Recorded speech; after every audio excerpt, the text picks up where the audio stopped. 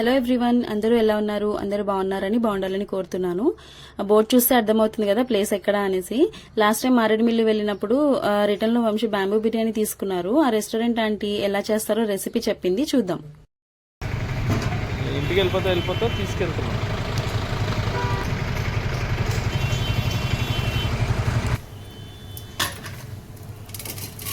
ఇది బియ్యం అండి, ఇది గరం మసాలా అండి, ఇది బిర్యానీ మసాలా అండి, ఇది చికెన్ మసాలా, ఇది సాల్ట్, ఇది పచ్చిమిరకాయ వెల్లుల్లి పేస్ట్ అండి.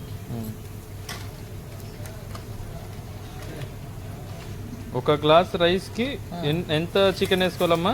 1/2 కేజీ వేసుకోవచ్చండి, కానీ మేము అమ్ముకునేది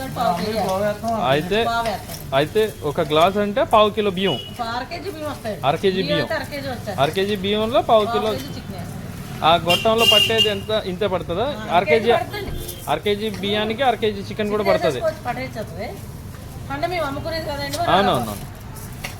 అయితే బియ్యం కడిగి కూడా వేసుకోవచ్చా, లేకపోతే అలా కడగక్కర్లేదండి?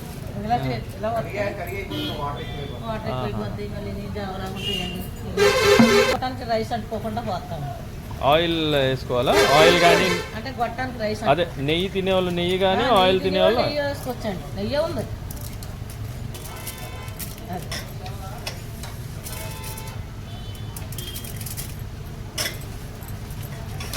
ఇలాగే పోసుకుంటే మనం సరే ఇలాగ గంట సేపు ఉడుకుద్దండి బిర్యానీకి వచ్చి. గంట ఉడకాలి? అది ఉడకాలండి బిర్యానీకి వచ్చి. మనకి ఎలా తెలుస్తుంది ఇది అయిపోయింది అనేసి? అయిపోయిందని మూత తీసి తెలిస్తే రైస్ పైకి వచ్చేది కదండి, దీని నిండా వచ్చేస్తుందండి రైస్.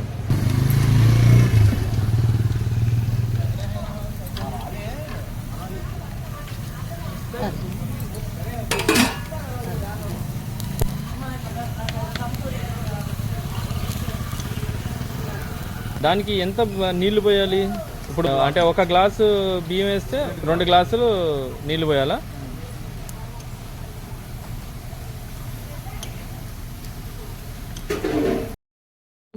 చూసారా ఇంత సింపుల్ గా చేసేసారు. అన్ని అవర్స్ జర్నీ కదా, చల్లగా అయిపోయింది.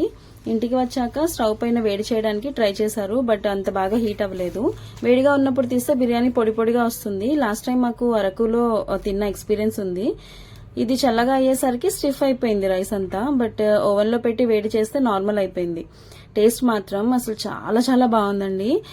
ఆంటీ ఏమి పెద్ద మసాలాలు వేయకపోయినా చాలా ఫ్లేవర్ఫుల్ గా ఉండింది బిర్యానీ అయితే. మేబీ అది బ్యాంబూలో ఉండే వాటర్ తోని ఉడుకుతుంది కదా, అందు గురించి ఆ ఫ్లేవర్స్ వస్తాయో ఏమో మరి. అంటే ఎక్కువ రైస్ కూడా వాష్ చేయలేదు, చూసారా? రైస్ వాష్ చేస్తే మొత్తం జావలాగా అయిపోతుంది, వాష్ చేయకూడదు అని చెప్పారు. టేస్ట్ అయితే చాలా బాగుండింది. మీరు ఎప్పుడైనా వెళ్ళినప్పుడు తప్పకుండా ట్రై చేయండి. బాయ్.